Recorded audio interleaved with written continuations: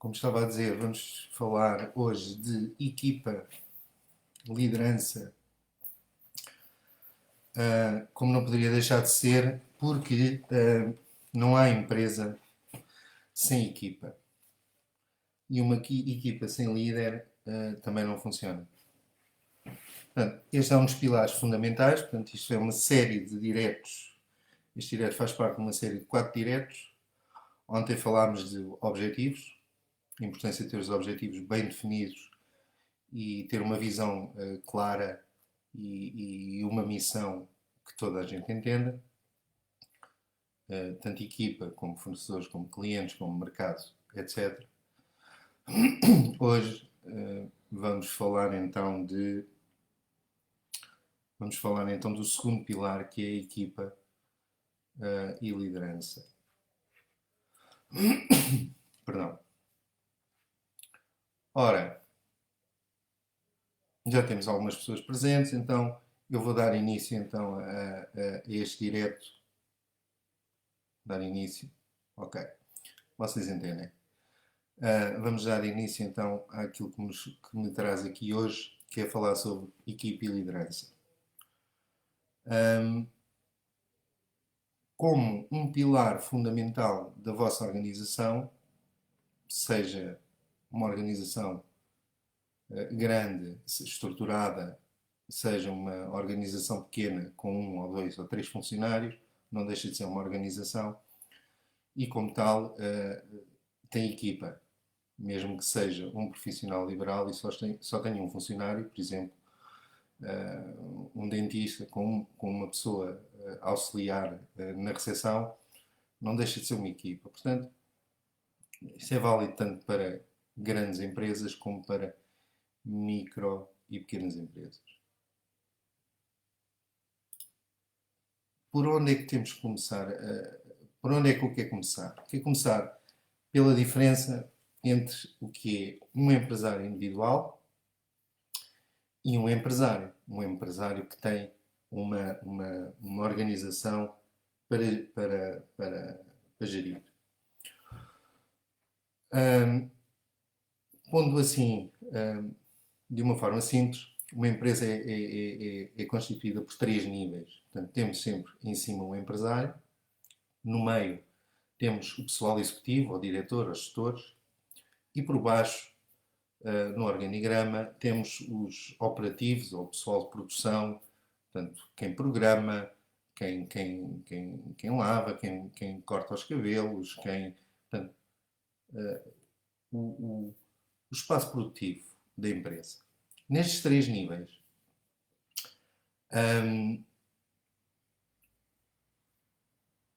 estes 3 níveis têm funções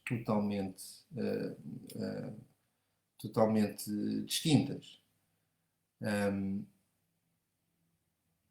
Ou seja, então, o que é que quer dizer? Nós, quando começamos uma empresa, começamos normalmente sozinhos, ou se calhar com uma pessoa para nos ajudar, e é natural que o empresário, quando começa, ou quando tem uma equipa de 1 ou 2 pessoas, se veja obrigado a desempenhar funções de operativo, de produtivo, não é? Continua a ter que vender, ou continua a ter que programar, ou continua a ter que cortar cabelo, ou continua a ter que tirar cafés, ou a fazer as refeições, etc. Portanto, tem sempre ali um papel, desempenha ali uma série de funções operativas, produtivas, etc. Porque é preciso faturar, não é? E essa produção tem que aparecer para podermos satisfazer os nossos clientes. Mas chega ali uma altura em que, quando a equipa cresce, portanto, o trabalho aumenta, os clientes, vamos aumentando o número de clientes, o trabalho aumenta, vamos ter que começar a contratar pessoas, a equipa por si também aumenta. Então, quando a equipa cresce e chega ali a 5, 7, 12 funcionários, há aqui uma coisa que acontece, que é a equipa continua a crescer, mas o empresário continua a desempenhar funções de produtivo, de operativo. Continua a programar, ou vender, ou o que for. Então, continua a fazer esse trabalho e não se apercebe que aquelas pessoas que ele contratou, não é? Estamos a falar de uma equipa de 5, 7, 12, 15 pessoas, estão à espera que ele desempenhe uma função de liderança, que lhes dê o caminho, o que é que eles têm que fazer, como é que têm que fazer, uma perspectiva de visão, de organização, etc. E o empresário, mas o empresário continua a fazer aquilo que sempre fez, que é continuar a desempenhar funções de produtivo. Ora, aqui acontece uma de duas coisas. É uma fase da empresa crítica, e aí é que as pessoas, os empresários, têm que começar a perceber que se chegam a este ponto têm que pedir ajuda. Chega a uma fase crítica e vai acontecer uma de duas coisas, que é ou a empresa estagna, portanto o negócio estagna, chega ali um teto e não passa daquilo, e os funcionários que têm, por isso simplesmente estão lá a fazer quase companhia, porque efetivamente ele, o empresário continua a lá estar a fazer tudo aquilo que é necessário produtivamente, ou seja, operativamente, continua a fazer o trabalho operativo. Então, os colaboradores que ali estão acabam por, muitas vezes, até passar coisas para ele, etc. E o empresário até se sente, de alguma forma, sente que faz a diferença, porque os colaboradores precisam dele para tudo, porque tudo tem que passar pela mão dele, pela secretária dele, não há decisões que não sejam tomadas sem que ele tenha a última palavra. Portanto, entram aqui num jogo de. Tem equipa, mas a equipa não faz porque ele faz tudo. Então acontece exatamente isso. Chega àquele teto e há aqui um nível de crescimento que é atingido e não passa disso. Ou então acontece outra coisa, que é a empresa começa num ritmo decrescente, começam as pessoas a irem-se embora, os colaboradores a irem-se embora, e pronto, e começa aqui numa espiral de começar tudo a correr mal, os clientes vão-se embora, os funcionários vão-se embora, o mercado começa a desaparecer, etc. E o empresário vê-se naquela posição de, epá, tem que começar tudo novamente, do zero, não é? Se quiser, senão fecha, não é? Portanto, é aqui nesta fase que os empresários têm que pedir aqui alguma ajuda, seja um coach, seja um mentor, seja outros empresários, seja o que for, ter formação, apostar no autodesenvolvimento, assistir a seminários, workshops, etc. Portanto, é claro que vocês estão aqui por alguma razão, e é praticamente isso. Portanto, neste cenário, onde é que cabe a liderança? Nós, para sermos líderes de qualquer equipa, temos que saber para onde vamos.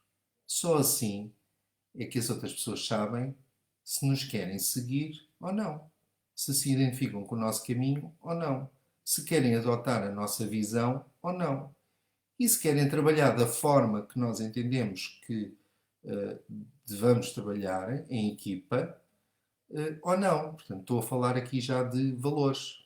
Portanto, para ter uma liderança forte, é preciso ter uma visão clara, comunicada a todos os funcionários, a todos os colaboradores. Toda a gente tem que saber qual é a visão deste empresário e daquela empresa, e os valores bem estabelecidos.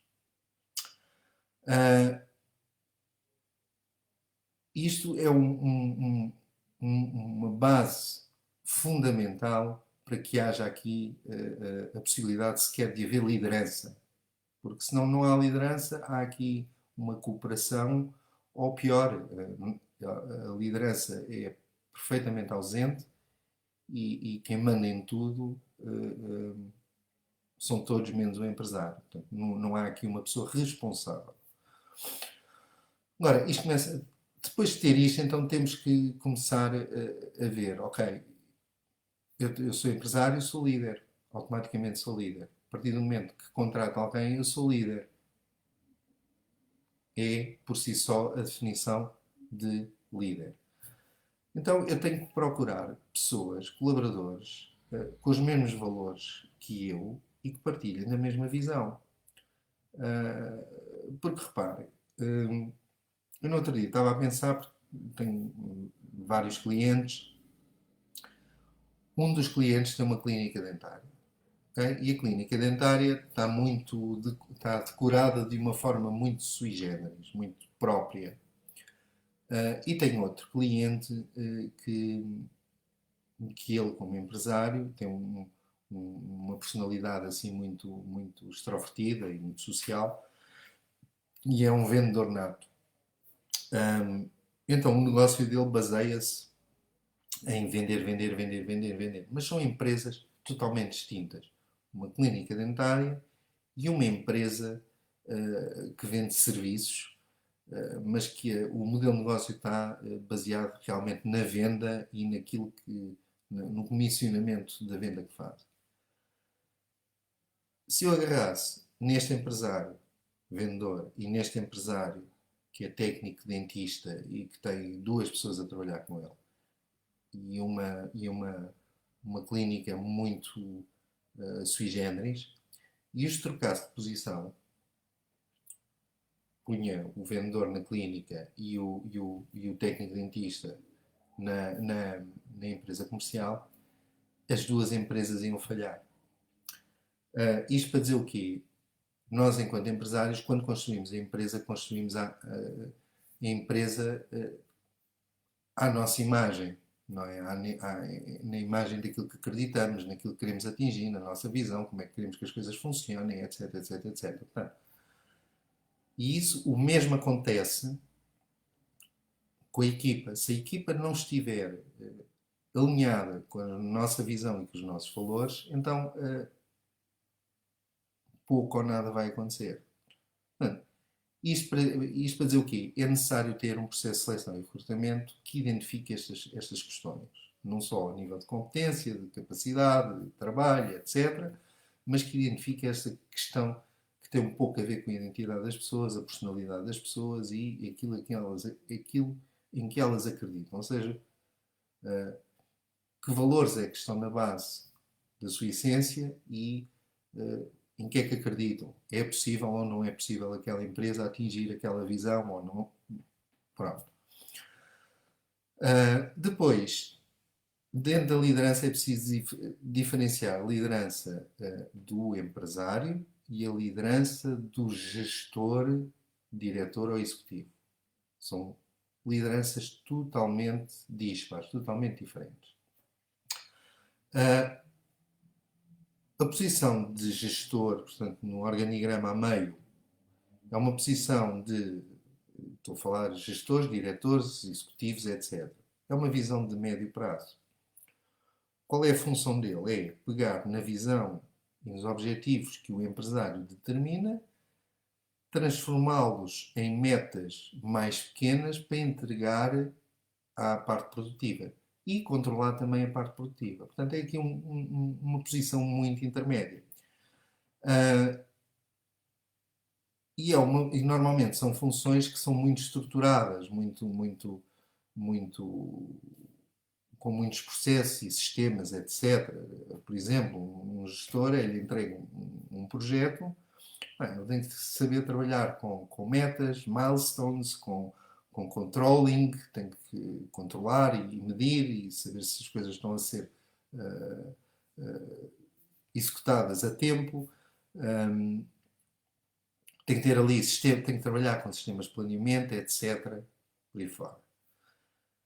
O empresário, aqui em cima, tem uma visão a longo prazo. E essa visão a longo prazo é o que é que a empresa quer ser quando for grande. Onde é que eu quero que a empresa chegue. E para determinar isso, enquanto líder, se utilizasse as ferramentas de gestor, portanto, de sistemas de planeamento, etc., não ia correr bem. Portanto, o que é que eu quero dizer com isto? Eu reparo que há muita informação e formação de liderança. Mas há que aqui diferenciar a liderança de grandes estruturas, grandes empresas com, com processos e sistemas muito elaborados e toda a gente sabe o que é que tem que fazer e o que é que não tem que fazer, etc, etc, etc.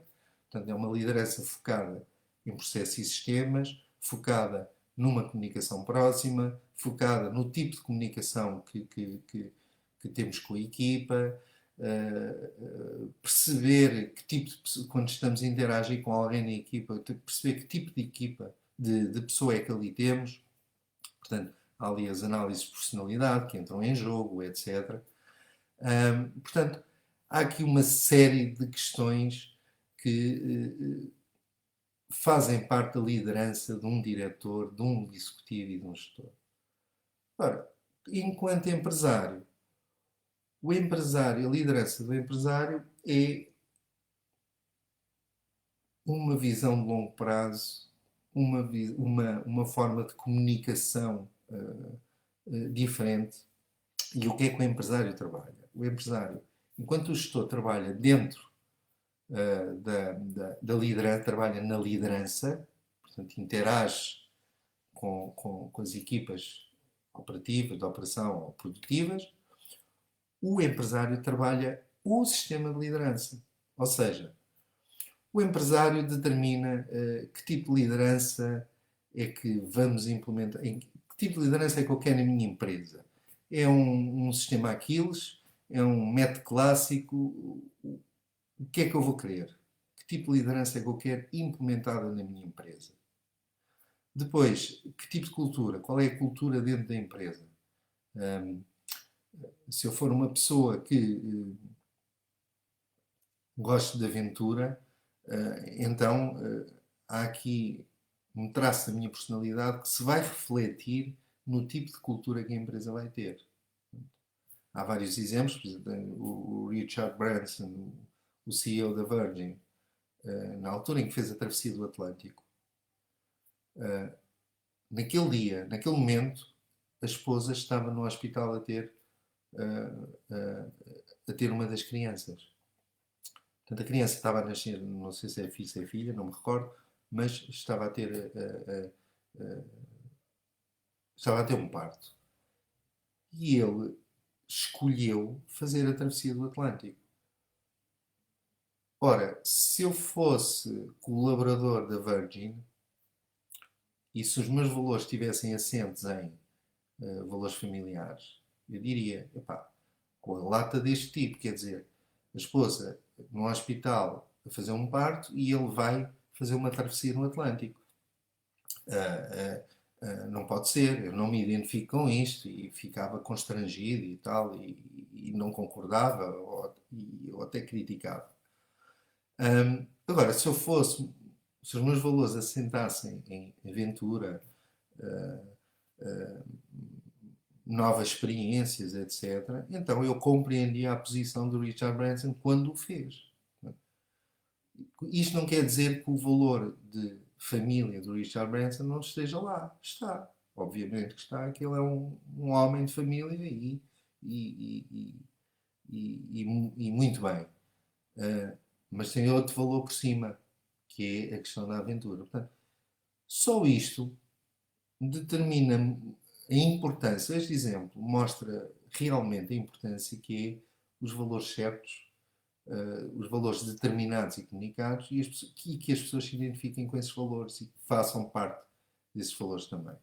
Portanto, o empresário o que é que vai trabalhar? Vai trabalhar realmente tudo isto, que é que tipo de liderança é que eu vou implementar, que é uma forma clássica, um sistema Aquiles ou o que for, que tipo de cultura é que eu quero ter dentro da minha empresa e depois, em termos de reuniões, como é que serão as reuniões, como é que são estruturadas, o que é necessário ser dito, o que é necessário ser resolvido, o que é necessário ser posto em questão, etc, etc, etc.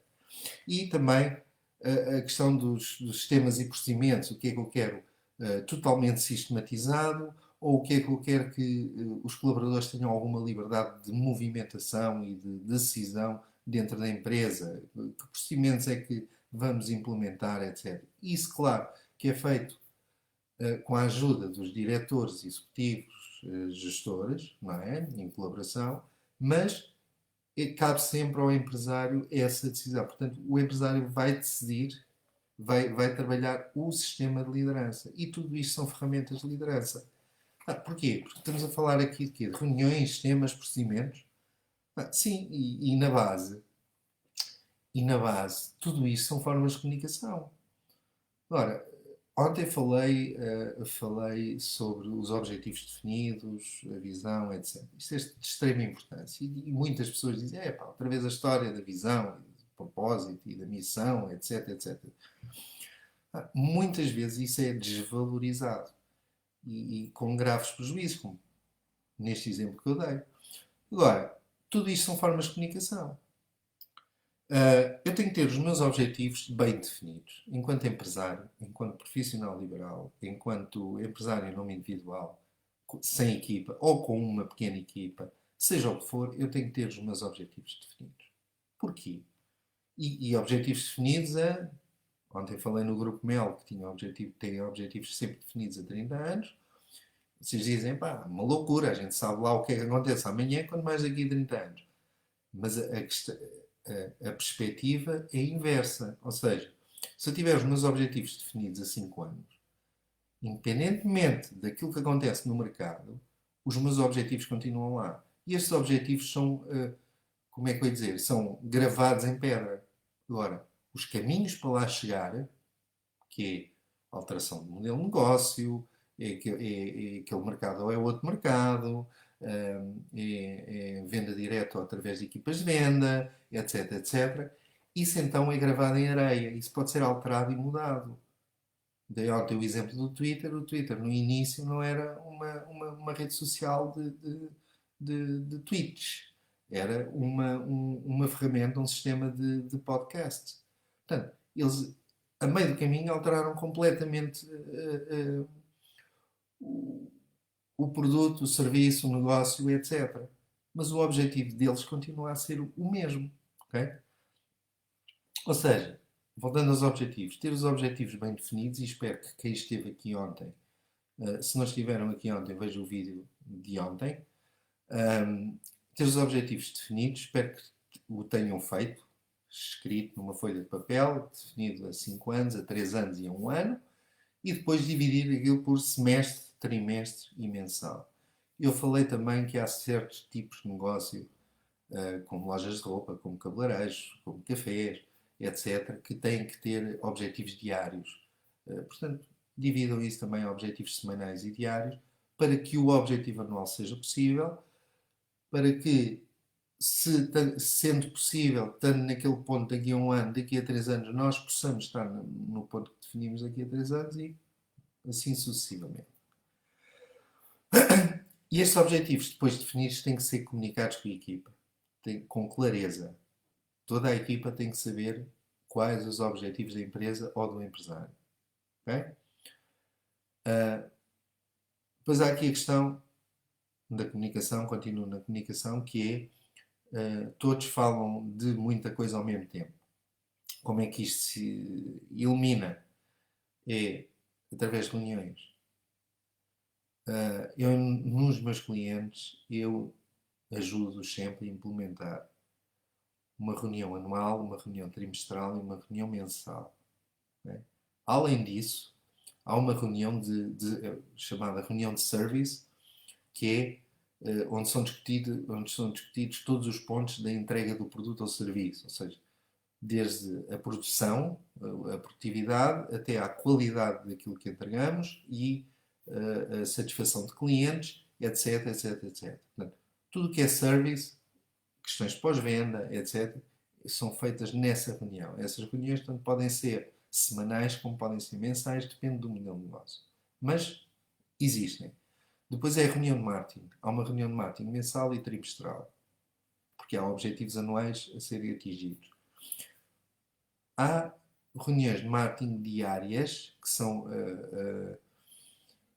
stand-ups diários. São pequenos briefings em pé, que só se fala na questão de marketing, dos objetivos de marketing para aquele dia, e são muito rápidos. E depois há, do outro lado, há a reunião da direção, portanto, do empresário com todos os gestores e diretores ou executivos, etc. Portanto, eu, estas reuniões, eu ajudo os meus clientes a implementar todas estas reuniões. Vocês me perguntam assim, mas, oh Miguel, tanta reunião, depois não sobra tempo para trabalhar. É uma perspectiva da qual eu desacordo. Porquê? Porque se houver estas reuniões, por um lado, elimina-se as conversas avulsa. Alguém entrar no gabinete do diretor porque tem uma questão sobre um cliente ou como se produz certa coisa ou se aqueles produtos saíram com má qualidade, os prazos de entrega. Elimina-se estas conversas avulsa e não há interrupções. Eliminam-se as interrupções. Porquê? Porque com estas reuniões todas, devidamente estruturadas, todos os membros da equipa sabem o que é que têm que falar em cada uma das reuniões. Ok? Eu, se vou falar de questões de equipa, eu não vou falar isto numa reunião de marketing ou de service. Eu vou falar numa reunião de direção. Se houver questões sobre prazos de entrega não estão sendo cumpridos, etc, etc, etc. Eu não vou falar nisto numa reunião de direção. Eu vou falar nisto numa reunião de serviço. Portanto, e todos os colaboradores sabem onde é que podem pôr as suas questões. Okay? Claro que estas reuniões são estruturadas, fazem sentido alguns colaboradores estarem, outros não. Se bem que na parte operativa há sempre as questões da reunião de serviço, das reuniões anuais, mensais e trimestrais. Essas fazem sempre parte. Agora, a reunião tem que estar estruturada. Há uma estrutura dentro da reunião onde é disponibilizada com antecedência todos os pontos que vão ser falados, o que é que vai ser discutido e a conclusão é que se tem que chegar. E com um tempo limite. Não é reuniões de 2 horas para discutir o sexo dos anjos. Não. Há aqui um tempo limite. Se a reunião é de 15 minutos, então a reunião é de 15 minutos. E ao final de 15 minutos vais ter que chegar a uma conclusão ou a uma decisão. Portanto, o que é que isto permite? Mais uma vez, é que cada colaborador sabe em que reunião pode trazer qual assunto. E deixa de haver conversas avulsas, daquele género de eu falei com o diretor comercial e ele veio-me dizer que falou consigo porque era para fazer isto assim, assim, assim. Então já não há comunicações, uh, pronto, comunicações privadas com alguns elementos da equipa que são decisoras, com a desculpa de ou com o argumento de que quem falou isto foi o outro diretor ou foi. Isso deixa de existir e deixa de haver o quê? Mal-entendidos. E é grande problema de todas as empresas ou de todas as equipas é quando a comunicação não é clara. É quando há mal-entendidos. Porquê? Porque há as conversas com um ou com o outro e depois um entende de uma forma, o outro entende de outra forma. É perfeitamente, eu vejo isto em toda. Reparem, há dois. Eu estou-me a rir, mas não tem piada nenhuma. Há dois departamentos que estão sempre em guerra. Sempre. Em qualquer empresa. É o departamento financeiro com o departamento de marketing. Sempre. Porquê? Porque o departamento de marketing tem que cumprir objetivos. Para isso precisa de verba. Para verba, o departamento financeiro tem que disponibilizar. O departamento financeiro não quer disponibilizar, por sua vez, tem outros objetivos de prazo médio de pagamento, prazo médio de recebimento, etc. Níveis de tesouraria que tem que cumprir. E isto gera guerras. O que é que normalmente acontece em quase. É raro o cliente onde eu trabalho que não veja isto. Que é, o diretor financeiro vai fazer queixa do diretor de marketing e o diretor de marketing vai fazer queixa do diretor financeiro. Mas não é dizer que ele é isto, é aquilo. Não. Vai dizer que o diretor de marketing apoderou-se de uma verba a mais, por isso é que eu não cumpri este objetivo, e o diretor de marketing vai dizer não, só me deram esta verba, por isso é que eu não atingi este objetivo. Portanto, são dois departamentos clássicos onde aqui há sempre aso a que a má comunicação possa gerar graves atritos. Hum, não se pode falar de equipa sem se falar em produtividade e velocidade, principalmente agora em termos, numa altura de crise, de incertezas, não sabemos o que é que vai acontecer, se, se, se realmente, eu estimo que 25% das micro, pequenas e médias empresas vão desaparecer nos próximos 2 anos. Uh, Estamos a falar de 400 mil empresas que vão desaparecer, portanto, portanto, há aqui que falarmos de equipa, de produtividade e velocidade. A produtividade porquê? Uh, não nos podemos dar ao luxo de ter uma equipa que não produza, ou que produza devagar, ou que produza pouco. Neste momento, todos os colaboradores de uma equipa têm que ser altamente produtivos. Altamente produtivos. Para isso, temos que ter sistemas e procedimentos implementados. Não é por acharmos que aquele trabalha muito ou aquele trabalha pouco que vamos tomar decisões enquanto gestores ou empresários. Não. Nós vamos tomar decisões informadas. Para isso, temos que ter sistemas e procedimentos implementados, seja através de manuais, seja através de manual de funções, tudo isso. Ou então, pura e simplesmente, umas simples checklists. Eu tenho um cliente que tem cerca de, eu não quero, perdão, eu não quero exagerar, mas tem cerca de 150 e qualquer coisa checklists. E toda a empresa funciona com checklist. É uma forma como outra qualquer. Em vez de ter grandes manuais de procedimentos e sistematizações, etc., tem checklists. E a pessoa sabe que naquele dia tem que fazer aquilo, como é que vai fazer? Vai ver a checklist e vai picando os pontos. Dentro destes sistemas de produtividade servem para quê? Para toda a gente saber o que é que tem que fazer, quando é que tem que fazer e como é que tem que fazer. E não haver aqui desculpas de não tive tempo, ou não sabia fazer, ou o outro não me ajudou, etc, etc, etc. Porquê? Porque não nos podemos dar ao luxo, neste momento, de ter elementos numa equipa que não sejam produtivos. E para sabermos isso, nós temos que implementar um sistema de avaliação de desempenho.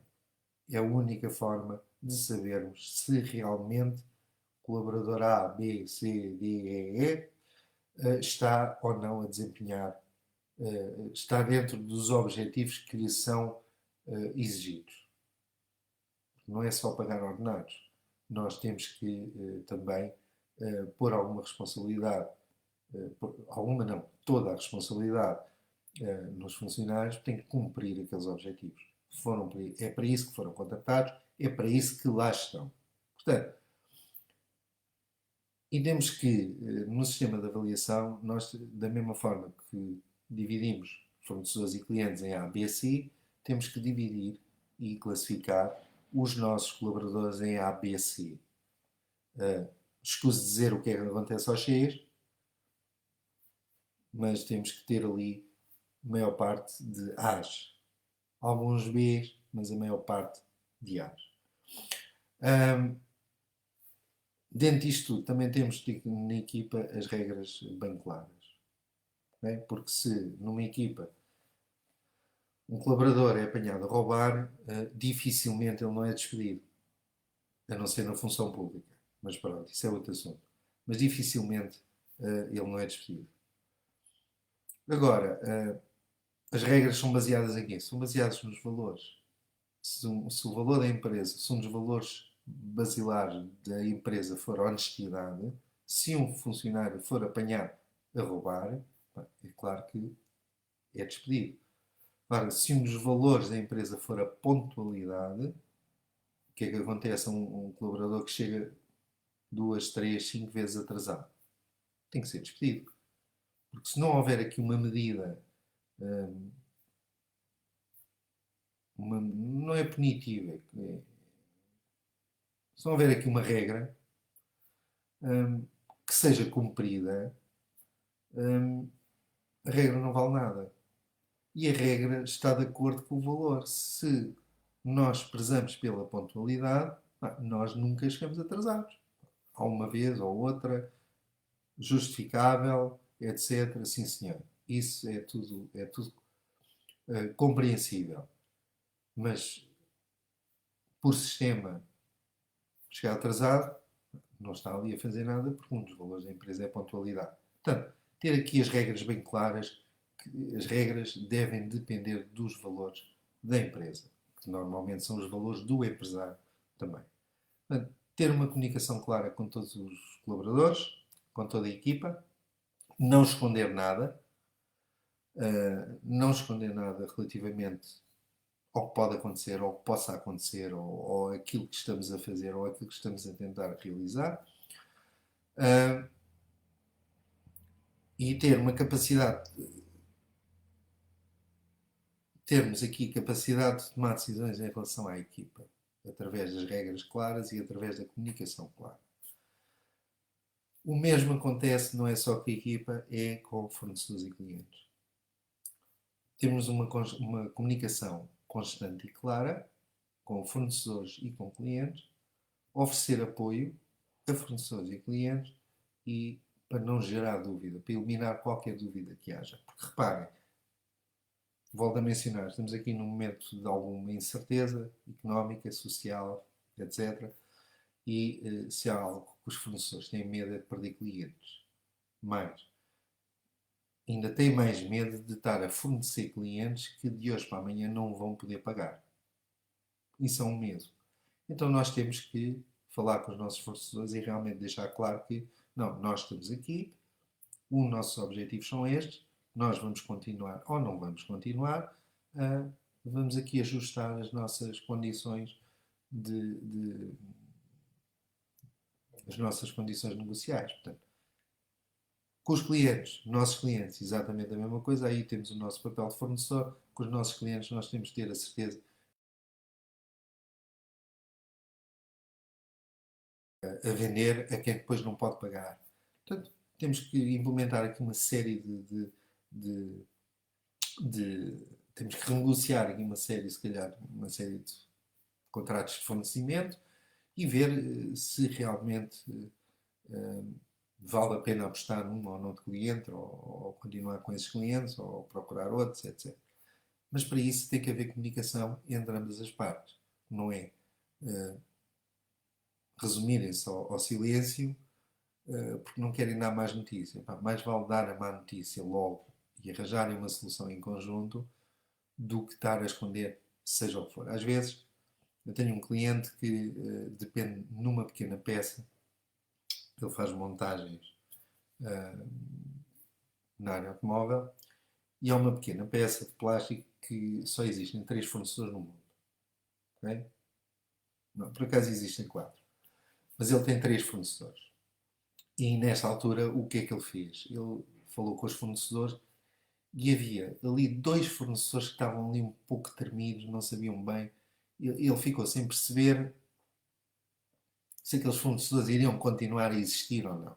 Porque, lá está, crise, incerteza económica, layoffs, outros clientes desapareceram, portanto aquele fornecedor ficou ali um bocado aflito. Eram 2, estavam assim um bocado tremidos, ele não percebeu muito bem, mas percebeu que ali se passava alguma coisa. E o que é que ele fez? Nos 3 fornecedores, pôs encomendas para os próximos 2 anos e garantiu, pagou a adjudicação desses contratos de, desses contratos de fornecimento. Portanto, o que é que ele fez? Ele adiantou nos 3 uma quantia significativa de dinheiro para garantir que eles nos próximos 2 anos irão continuar a fornecê-lo. E isto é de longa visão. Porquê? Porque, e isto é de longa visão, porquê? Porque, efetivamente, se pensarem, se 2 daqueles fornecedores que estavam a tremer, se de repente desaparecem, esse meu cliente fica na mão de um fornecedor só. E esse fornecedor só faz o quê? Tem um monopólio. É o único produtor daquela peça. O que é que vai acontecer? Sem dúvida alguma. Vai começar a haver problemas no prazo de entrega, porque ele é o único fornecedor daquela peça. Vão começar eles a ditar o valor daquela peça, portanto o preço. Portanto, vão vender a peça ao preço que quiserem, porque não há mais ninguém a produzir, e este cliente fica completamente dependente daquele fornecedor. Ou seja, com este investimento, dos contratos de fornecimento para 2 anos, para os 3 fornecedores, ele garantiu que, de alguma forma, aquela peça continuará a existir a um custo justo e não irá ter problemas de fornecimento de prazos de entrega. Portanto, há que aqui pensar assim nas coisas um pouco mais a longo prazo e perceber que realmente faz sentido nós comunicarmos de uma forma clara com a equipa, fornecedores e com clientes. Pronto, era isto que eu queria partilhar. Agradeço, eu agradeço se tiverem alguma questão que estejam à vontade para pôr alguma questão. Eu responderei com toda com o melhor possível e sim, está aqui a Cátia daquela história dos departamentos a dizer que há 2 departamentos que andam sempre em guerra, é o comercial e o financeiro. Bom, nem sempre. Também é comum. Mas sempre que há um departamento de marketing e um departamento financeiro, então é sempre uma guerra, porque lá está, um depende muito do outro e um desculpa-se sempre com o outro, e há sempre aqui questões que podem gerar atritos e serem prejudiciais para a empresa. Pronto, assim sendo, este é o segundo pilar de uma empresa de sucesso, a equipe e liderança. Amanhã vamos falar de um tema que toda a gente gosta, que é dinheiro. Ok? Isto são 4 diretos que eu vou fazer esta semana para que no sábado possam, caso queiram e caso achem pertinente, participar no webinar, onde vou partilhar então, onde vou ir a cada um destes temas um pouco mais profundo.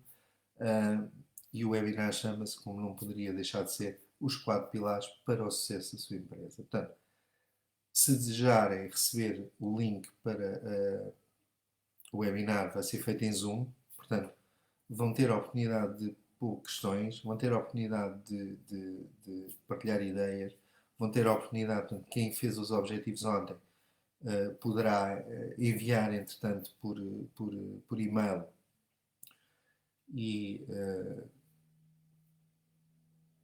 atempadamente, que é para no webinar, então, conseguimos dar aqui algumas sugestões sem querer partilhar os objetivos, não é? Os objetivos são privados de cada um, como é óbvio. Se quiserem, se enviarem os objetivos, entretanto, em cada uma destes pilares, portanto, estamos a falar do primeiro pilar, objetivos, segundo pilar foi hoje equipe e liderança, amanhã estamos a falar de dinheiro, tesouraria, investimento, quer dizer, finanças, ao fim e ao cabo, finanças da empresa, não é? Finanças do Estado. E, no final, o quarto pilar é marketing e vendas. Portanto, estes são os 4 pilares fundamentais de qualquer negócio que queira ter sucesso. Estejam, estejam, estejam atentos. Amanhã participem no webinar no direto sobre dinheiro. Estava aqui uma questão que era como posso fazer uma formação comigo, como posso fazer uma formação com Miguel, como posso fazer uma formação consigo. Isso vai ter candidaturas para os próximos dias. Candidaturas para os próximos dias. Sim, vai haver candidaturas para os próximos dias. O primeiro passo é o webinar de sábado. Depois do webinar, vocês logo decidem se realmente faz sentido fazer a formação comigo. Vai ser partilhada. Kátia tendo em conta que iniciei uma empresa agora, como posso definir objetivos a tão longo prazo? 5 anos. Era o que eu estava a dizer. Isto é uma dificuldade para as pessoas que vamos lá ver. Como é que nós nos queremos comparar? Iniciamos uma empresa, é um sonho, é um objetivo, queremos ser independentes, queremos ter mais tempo livre, queremos alcançar a nossa liberdade. Então acontece depois uma de duas coisas. Isso é possível, ou então acabamos por montar um monstro que só depende de nós e que tudo passa por nós e nós temos que estar a parte de tudo e nós é que conhecemos os clientes todos, os fornecedores todos, etc, etc, etc. São estes dois caminhos. É claro que quando iniciamos uma empresa nós não queremos criar ali uma armadilha que nos aprisione. Nós temos uma visão, nós temos um sonho. E como eu estava a falar do Twitter, o Twitter quando começou como um sistema de podcast. Eles, entretanto, ao longo do caminho, mudaram e são uma rede social de tweets. O que é que aconteceu? Os objetivos da empresa continuam os mesmos. O que mudou foram os caminhos para o atingir. Alteraram o modelo de negócio, alteraram a área de atuação, alteraram o mercado, alteraram. Uh, ambos eram gratuitos no início, tanto podcast como posts nas redes, ou tweets nas redes sociais, tudo era gratuito. Portanto, eles alteraram aqui uma série de coisas. Agora, também pergunto ao contrário. Com quem é que nos queremos comparar? Com os melhores ou com os piores? É claro que nós queremos nos sempre comparar com os melhores. E quem faz isto melhor? Quem tem sucesso? As empresas que realmente perduram no tempo têm objetivos definidos a muito longo prazo. Em Portugal temos o caso que eu conheça, Soné já não me lembro, mas por exemplo o Grupo Mel tem os objetivos definidos a 30 anos. E lá está. Eu não sei o que é que acontece amanhã, quanto mais daqui a 30 anos, ou daqui a 5 anos, ou daqui a um ano. A questão é que nós podemos ter a perspectiva de eu defino os meus objetivos. É claro que as coisas vão mudar, o mercado vai se alterar, as dificuldades vão aparecer e, como o Churchill dizia, nós vamos bater com a cara no chão, mas temos de nos levantar à mesma e continuar o caminho e motivados. E motivados. Ou seja, para continuarmos o caminho e motivados, com foco, nós temos de ter os nossos objetivos bem definidos. Enquanto empresário, nós temos de ter o objetivo bem definido. Objetivos a 5 anos. Em que áreas, qual é a dificuldade de definir objetivos a 5 anos?